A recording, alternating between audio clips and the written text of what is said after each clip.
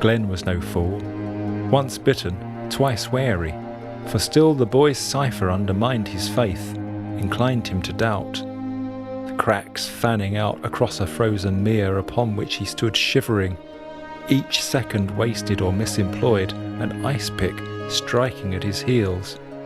This child could be she that was prophesied. And yet, what is a life shorn of charity? The boy spoke of hunger. This child is not hunger, but hungry. Look how her dress hangs from her shoulders, exposing her ribs. See her pallor, her dull, matted hair, her unwavering, petitioning stare. How could he, who might be her last hope, so cowardly turn her away?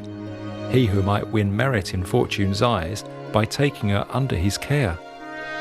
He opened his door and led her inside, and he made a broth which they shared with bread. And before he left her to work in the fields, he made her a straw bed under the stairs.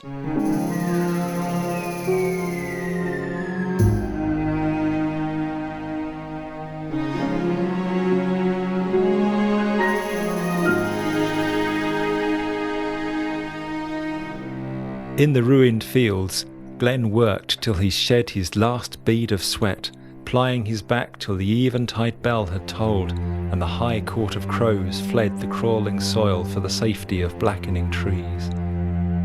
And only then laid down his hoe, and bent from his toil, trudged home for a meagre supper, then bed. His spirits rose as he neared the door. He saw through the darkness a window lit, as it once was before when dear Molly had lived. He thought the air even bore the scent of bread, and indeed it did. For the hungry child had not idled abed while he'd worked in the fields, and on the table had set a supper worthy a saviour. A loaf of bread warm from the oven, steaming salt mutton broth from the stove, a temptation of pickles and roasted potatoes, butter gravy and a fistful of cheese. Glen bade the child share with him the feast, and with tears on his cheeks offered heartfelt grace. And together they ate, and no pleasure to Glen could be greater than witnessing fullness return to that child's face.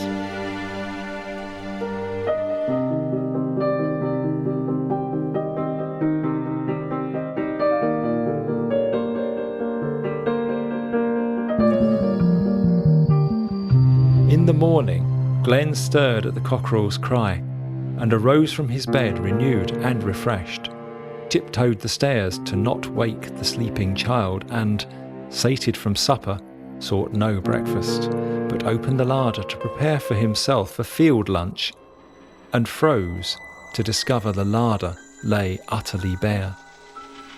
Not an ear of corn, not a jar of jam, no cheese, no grain, not a knuckle of salted ham. Straight to the bed beneath the stairs Glen ran, but when he saw the girl, again pale and thin, and saw no crumbs on her pillow, no jam on her hands, he berated himself for the neglect of his stores, and pitied the child that she must now share by dint of his laxity a paucity of alms. Into the wasted fields he now went, not only to till and sow, but to salvage what ruin had shunned in contempt, and return to his home as the sun went down beyond the blackened fields, with a meagre yield of roots that made but a paltry meal.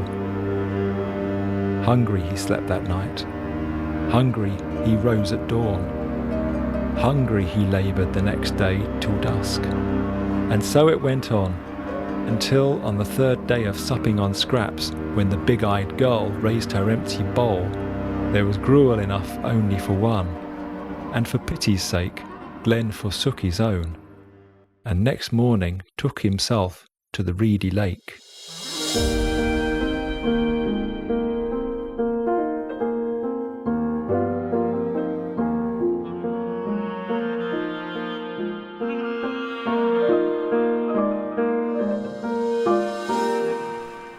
And now the lane was strewn with amber leaves, the upturned talons of sycamore, the scarlet spades of whitebeam, birches rusting blades.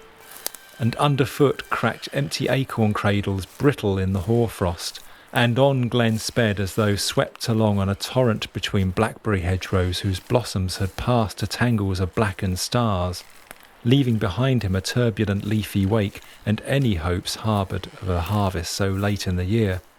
Old Michaelmas had come and gone, and the devil made merry with what remained. Down the narrow unworn path Glen tumbled, seared by the nettle, pierced by the thorn, lashed by birch cane swung by unseen hands. Down the muddy slope to the willow bank of the lake, now leaden, on whose other shore the Reedy Boy patiently sat.